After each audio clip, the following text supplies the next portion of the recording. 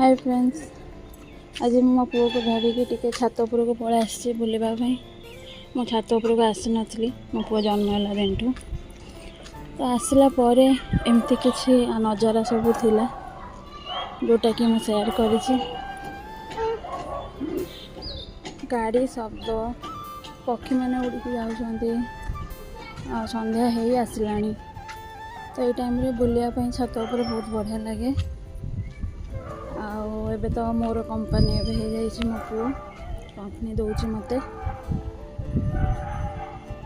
जेहेतु मो पुओ को हो गला 3.5 मास तो से बाहर बुलवाटा ताप बहुत इम्पोर्टाट। बाहर एनवायरनमेंट सहित आक्वेंटेड होगा बहुत आवश्यक।